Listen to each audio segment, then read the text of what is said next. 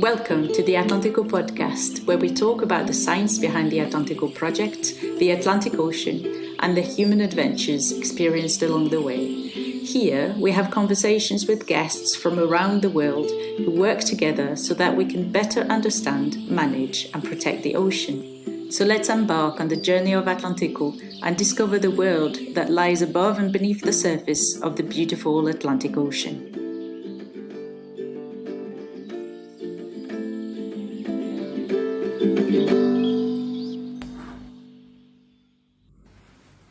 Welcome back to the AtlantECO podcast. Today we continue our series about other scientific research and innovation projects that aim to improve knowledge, develop technologies, and optimize the way we understand and manage the ocean and its resources. And today we have a bit of a special episode with not only one but three guests who are here to tell us about Nautilos. It's a Horizon 2020 funded project which is focused on developing cost-effective technologies to improve monitoring capacities and resources. We will talk about the project, its story and aims, as well as two very interesting applications of technologies for tagging animals in the ocean. But first, let's meet our guests. So we usually start by getting to know the guests, and as we have three people, I just go round the screen as we are on the screen today. And I'll start with Gabriele Pieri, who is the coordinator of the Nautilos project. So Gabriele, hi and welcome. Hello, Louise, and thanks for inviting us in this podcast. Well, I have to say that this project is quite a long story from my side, at least, quite peculiar, as I'm a computer scientist and computer science researcher from the Institute of Information Science and Technologies of the National Research Council in Italy. And I was involved some years ago with a group of partners to work on a proposal that was somehow similar to Nautilos, which did not get funded. And after a few years, kind of 3 years ago, we found a new call, and we thought about extending the actual consortium to new partners and applied. The project is an ocean observation-based one, so all the specialized partners were very, very focused on being coordinating this, but at the end, no one of them was actually available for coordinating, and so it finished up with a computer scientist coordinating the ocean observation project, a great group of ocean experts. This time we got funded, and we are currently working on Nautilos project. Excellent. And before I move on, can I ask you how your connection with the ocean started or how it happened for you? Well, actually, there was an even longer story. It goes back to 15 years ago, something like that. We previously had a completely different consortium. We had another project. It was called Argo Marine, and it was based on oil spill monitoring. So we also were developing technologies, and from our side, from computer science side, we're developing the software technologies for improving the monitoring in case of oil spillages. And that was the first project concerning ocean. Nice. Our second guest today is Jorge Fontes. I hope I'm saying that right.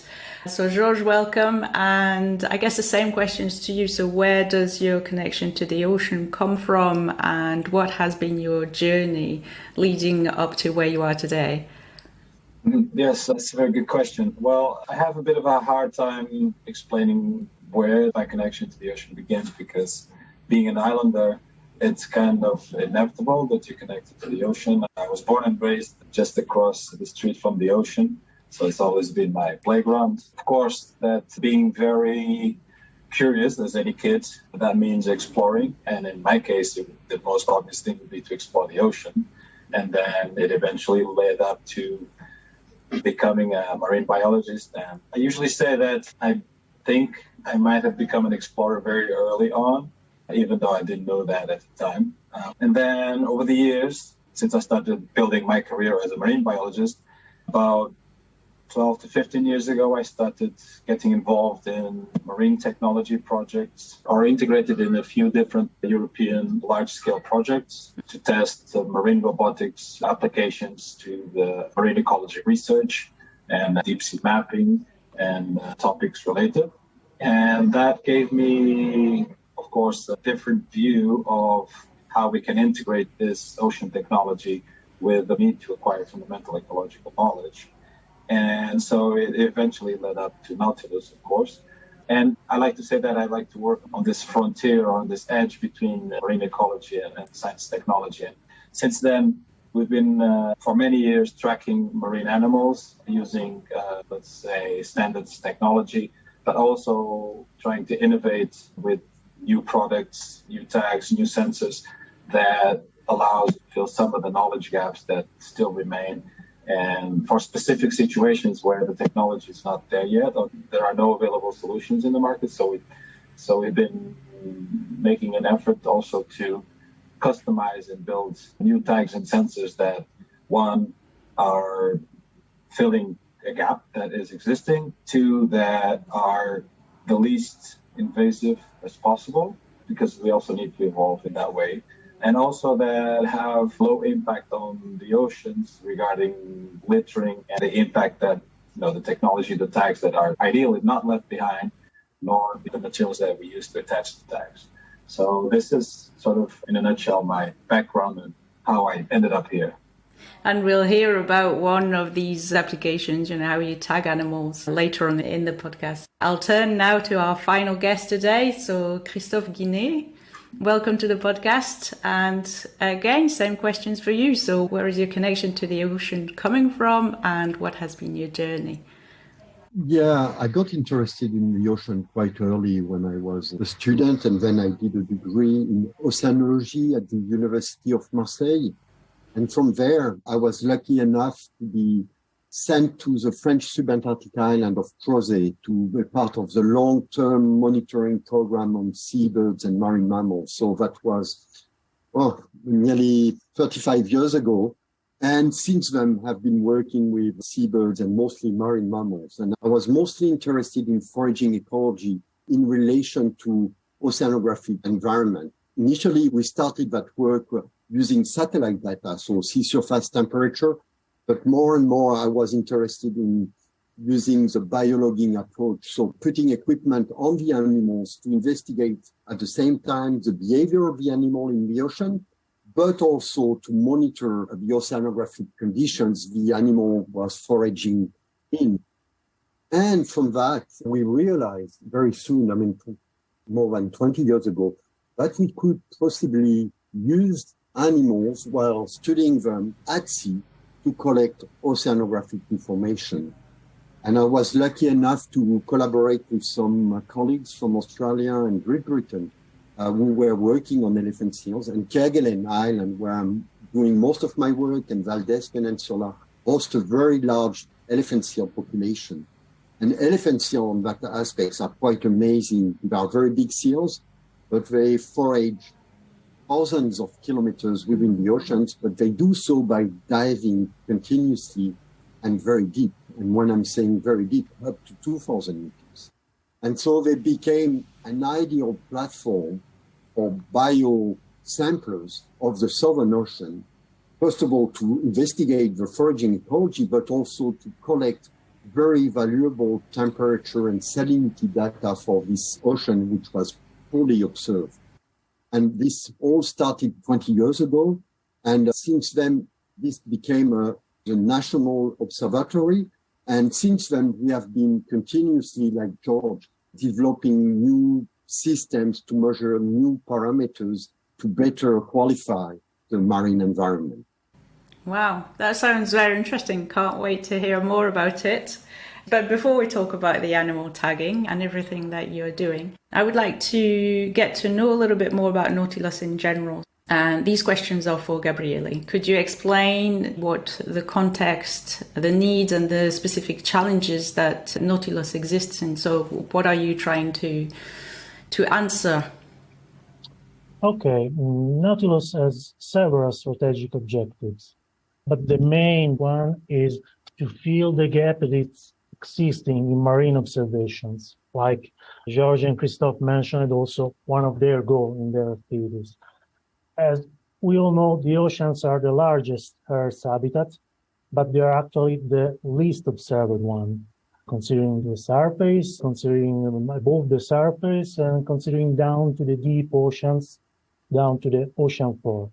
We can also understand easily the existing challenges that are in the need for monitoring all these layers of the water and up into the floor. In this observational gap, we can identify several factors, or if you want to call variables, which needs to be monitored to improve the understanding of the society, of the situation, of the environmental status of the oceans. So spanning from chemical and biological informations, from deep ocean physics, but even to surface models to perform some forecasts that are useful for a better understanding of some water processes in the environmental situation of the oceans. I don't know if you want, I can go in more detail about how we are approaching these objectives. Yeah, for sure. That was going to be my next question for you anyway. So if you want to tell me a little bit more about what sort of activities, what aim you have and how you address those big challenges you mentioned. The aim so is to improve the observation, and how we are going to do this in Nautilos. Well, we are using a new generation of cost-effective sensors and samplers, which will be actually under integration within mostly existing, but some of them are new, observing platforms. And with observing platforms, we are meaning really heterogeneous type of, from moored buoys to animal tags, to autonomous underwater vehicles, to landers, really heterogeneous type of platforms. And we want to perform long-term deployments in mostly large-scale demonstration all around the European seas. In fact, one of the most interesting parts of Nautilus, as you may have understood from George, let's say, environments, and Christophe as well, it spans from the Atlantic Ocean, the South Atlantic Ocean, North Atlantic Oceans, but we also have demonstration sites in the Baltic seas and obviously going through the Mediterranean Sea. So we are also facing many different and varying environments where those samplers and sensors should be tested and demonstrated.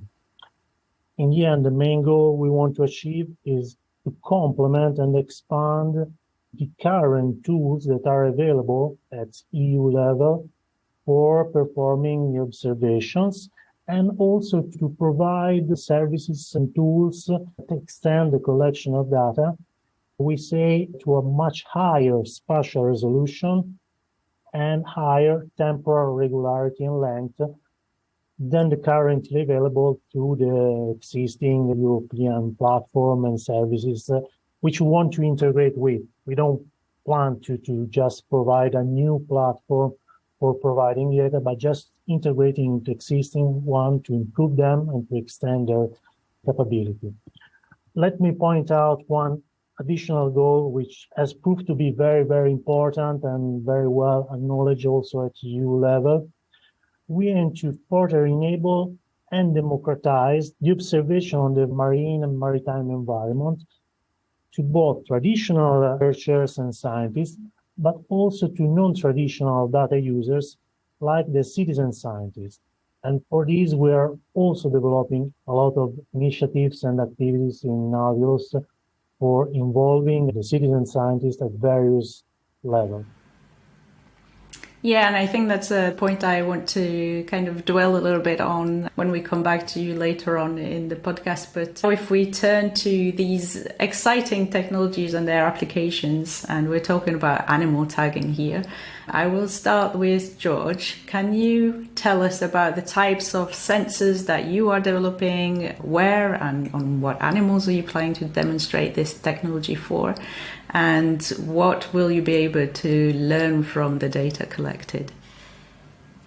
Well, so first I think I need to do a bit of an introduction so we can sort of frame where we are. So one of the goals is to take advantage of this method and technology that we have developed and been using for a few years to introduce new sensors to that. But this platform that we use currently is already quite diverse in terms of the number and the nature of the sensors that we have integrated. So basically the fundamental idea behind it is we wanted to develop a platform that could be deployed non-invasively, but would also gather a number of sensors. Some of them are available in the market, but are standalone in the sense that they've been designed to be deployed and collect, for example, one or two of the information that we're interested in. And what we did was use this platform to combine multiple sensors that were already available in the market. Some of them we also had to develop. So the most complex stack we have at the moment includes high resolution accelerometry. So it's basically a sensor that allows us to measure in very, very, very fine detail the movement and the behavior of the animals, including their swimming behavior, the way they use their body to propel themselves. It allows us to measure how deep they go, what's the temperature. It allows us to know where they are because it also includes satellite positioning systems and also video camera with lights because, again, like the elephant seals, the animals that we're interested in, they can dive very deep. Some of them also can dive to more than 1,500 meters to 1,000 meters. And then with the Nautilus, we wanted to add one more layer of complexity and add one more sensor that is also critical and has not been used. I mean, and Christophe has been pioneering that area of using animals as oceanographers carrying our sensors. And one of them is to measure dissolved oxygen in the water, which is a critical variable for these animals that breathe, that extract their oxygen from the water. And with climate change, and with the increase of the oxygen minimum zones, which are zones in the ocean where the oxygen is relatively more depleted or substantially more depleted.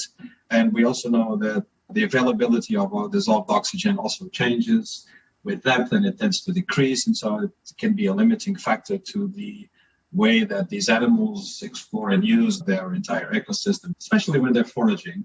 And so the goal was to, like I said, add this layer of complexity and integrate one more sensor, which is this dissolved oxygen sensor.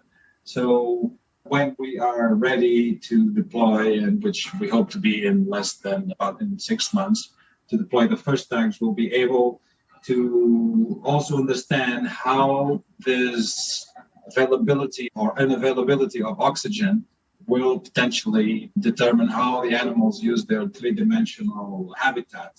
And this will probably help us understand also in the near future how the predicted changes in the dissolved oxygen in the ocean will potentially affect these species, which are quite important because most of the species that we're targeting are top predators and have this very important function, especially sharks, to control the food chain. And so they have a reverberating impact on the whole ecosystem.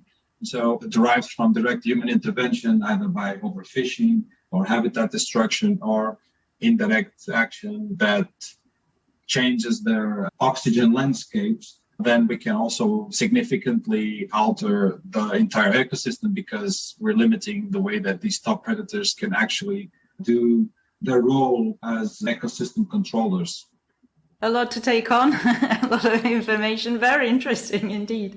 I was just thinking, the kind of a side question maybe here, because when we go in AtlantECO, for example, we go out at sea and do those expeditions, and it's very targeted sampling where you want to get the information from the ocean. And there with the animals, they dictate where they are going to get that data from, right?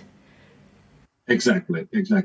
So that is a plus and a limitation in itself, of course, because the animals are in one way telling us what are the relevant or the most relevant areas or depths or sections of the ocean, because that's what they target. And also it allows us to understand, like Christophe mentioned earlier, how their landscape or the ocean landscape with all its components, whether it is the food distribution, temperature, currents, oxygen, they will teach us, they will show us what are the most relevant or essential actions of their habitat. Of course, then, if we want to understand what is beyond the areas that are mostly used by the animals, then obviously we have to go there ourselves using other sorts of equipment, because we can't force them to do anything that we want. No, I guess you can't, no. Yeah, so I'm going to turn to Christophe now. You are developing another tagging system, and I guess maybe some other animals that you're targeting. So some questions for you. What is the technology? Where will it be deployed, and what will you hope to learn from it? So we started that work 20 years ago, and through the years, with technology developing, we have been increasing the number of sensors that we are incorporating into the tag. So initially, we started with temperature and salinity. And then we got more and more interested in trying to assess the productivity of the ocean. So to measure the quantity of phytoplankton present in the ocean. So we included a fluorimeter and a light sensor.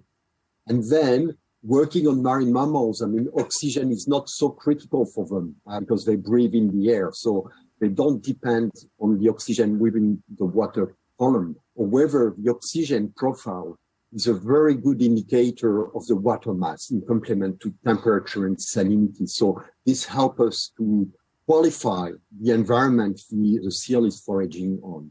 And so we tried that 10 years ago. But at that time, the sensors which were available were, first of all, very expensive, extremely difficult to calibrate, and the time response was very slow. So we did that for 3 years, we stopped, and we wait for new progress, because we do not develop the sensor by yourself. We are looking for existing sensors designed for many different kinds of application, not necessarily for marine application. And when we think we found one, then we test them and we implement them into the tags. And so we found a new oxygen sensor, which was much smaller, consuming less energy. And we are currently trying to assess very precisely its own precision, because the calibration and the validation of the sensor is a critical part of the work we are doing. So we did already some deployments on southern elephant seal in Valdez Peninsula in Argentina. We've been able to show that the sensors were working and the quality of the data makes sense, but we still need to assess very precisely the quality of the data. And this will be done this current spring in the North Atlantic. And another sensor, over the last few years, we got more and more interested about the biological component of the ocean. So we are all talking about global change, global warming, that the ocean is changing. We can monitor the change in terms of temperature, salinity, and many other factors. But what are the ecological consequences of those changes is very difficult to assess. We can measure that from satellite for phytoplankton, so the change in biomass of phytoplankton, the change in the composition of the phytoplankton communities, but we really lack in-situ measurements. Those in-situ measurements are mostly obtained through oceanographic campaigns conducted from vessels or sometimes from gliders.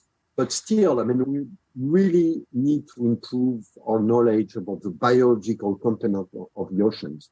So we are doing that like George did with the accelerometer, so we can assess very precisely where the seal is catching the prey, because we can detect the head movement of the seals and locate every prey catch attempt. We have been developing sensors to assess the bioluminescence within the ocean and see how that is changing according to the oceanographic conditions. But the biggest breakout over the last few years is the inclusion and the development of mini echo sonder. So we are adding to the head of the seal, we do active echo soundings, and so we can detect particles in the water while the seal is diving, and the seal is diving 60 times per day, down to 500, 1,000 meters.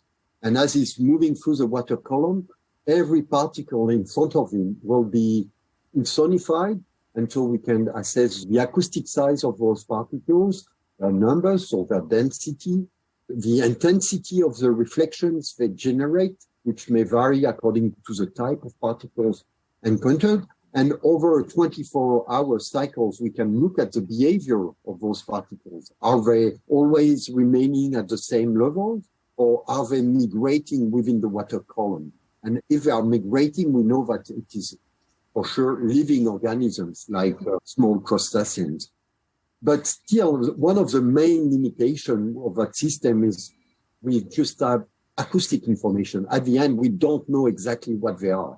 And so we would like now to qualify them by combining with the microsonar, the micro camera, but which will be triggered by the acoustic detection from the microsonar. So you only take picture when you have something in front of the system at a given distance, so you don't have to worry about focusing your system.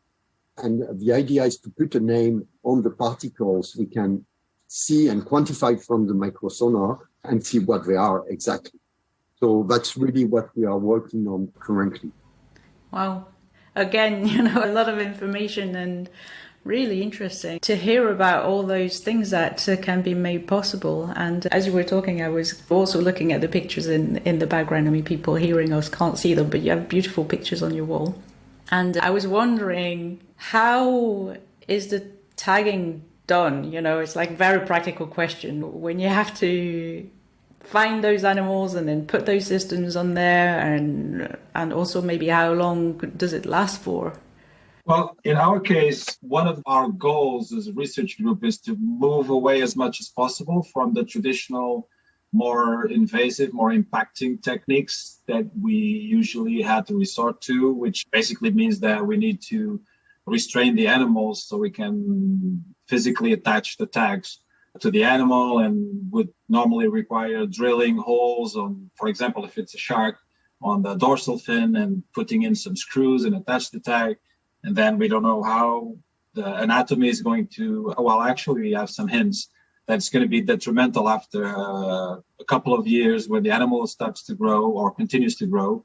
Then it can have a detrimental effect, quite a great deal of impact on its anatomy, on the integrity of its dorsal fin, for example, which is quite important for swimming. And so we started by testing a very simple idea, which is to deploy kind of a harness or a necklace on the sharks and on the manta rays by free diving. So we're targeting free-ranging, free-swimming animals by free diving where we can find them. So this also, of course, limits the animals that we can tag and the species. Even within a specific species that we tag very often, which is the blue shark or the Chilean devil rays, we can only tag the animals that allow us to tag them because, of course, they're much, much better swimmers than we are. And so the limitation is, it's great in the sense that the impact is minimal or negligible.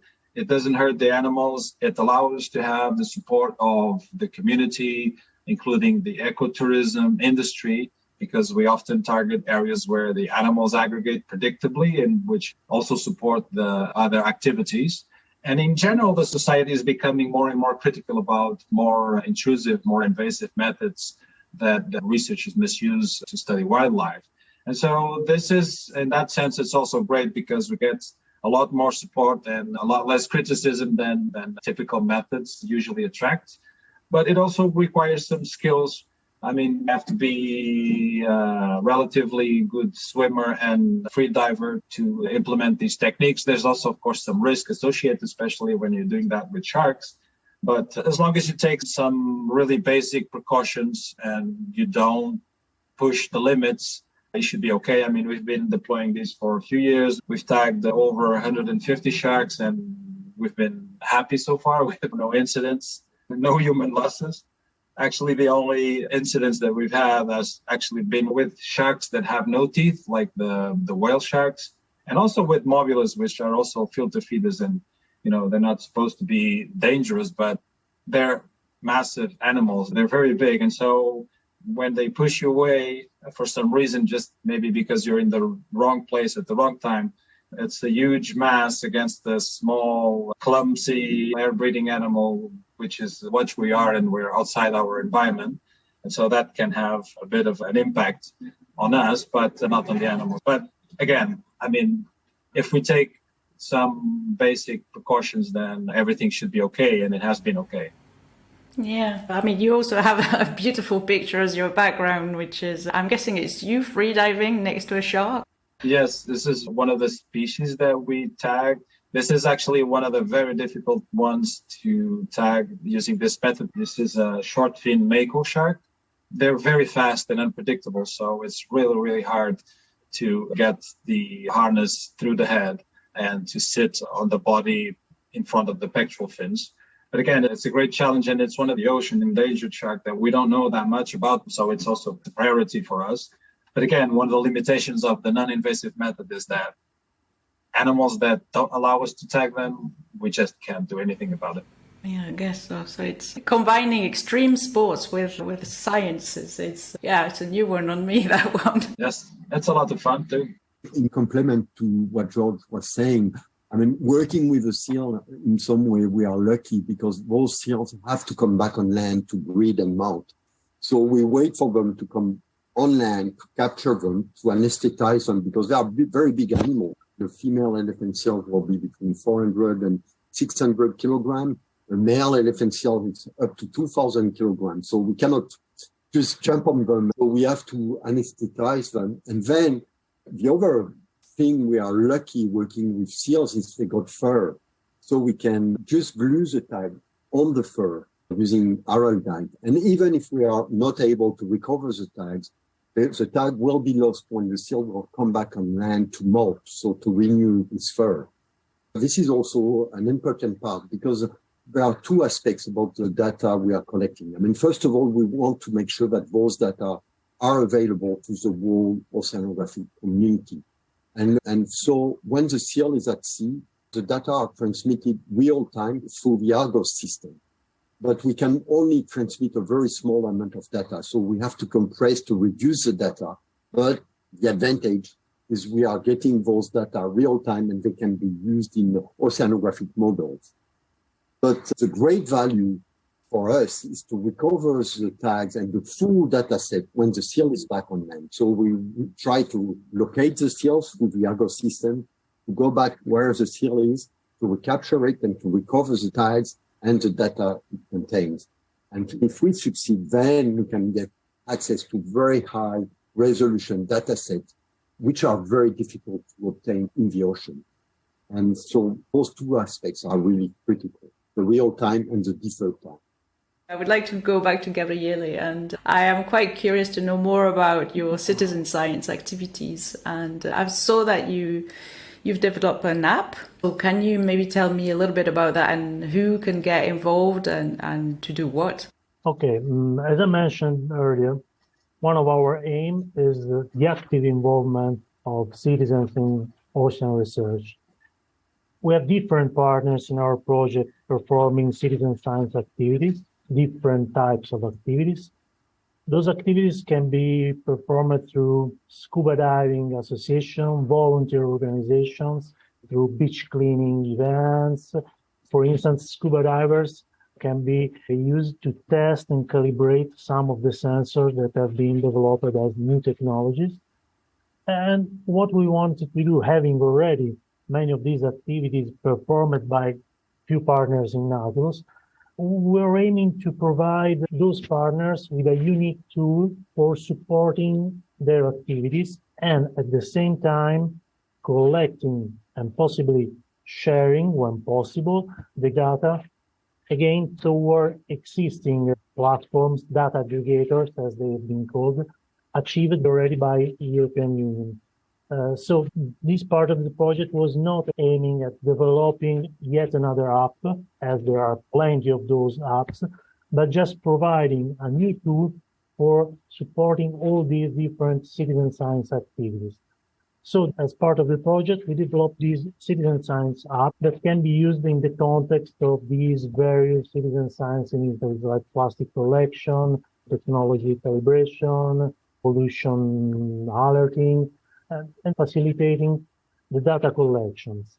And obviously, it integrates well into the already existing project data infrastructure and through these towards the ocean data platforms that are in the European Union.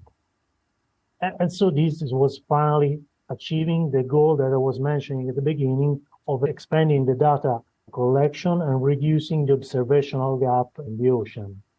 The Citizen Science app is actually downloadable from our website, but it was our decision to keep it for the project partners. So at the moment, it's not available like usual apps on the Play Store or an App Store, because we didn't feel like the goal was developing another app to be used by the general public, but all the partners can download it and they can use it with schools, because many of these citizen science activities are performed also through school students or other persons that are involved in the citizen science activities, but is not yet available to the general public for public download. It's something that we feel like in the future it's needed and it's a good idea. We can just provide this on open source for everybody for downloading. Yeah, it sounds good. Sounds interesting anyway. And I am sure that the people listening to us will want to know more about the project and all these different applications. I mean, we've only touched the surface of everything that you're doing. So how can people get to know more and also keep up to date with your progress? The main gateway to our project is the website. There you can find main information and updates on all our activities, as well as all the links towards various social media channels we are widely using for more prompt updates. So we have a Twitter channel, LinkedIn, and soon to be launched the Facebook page.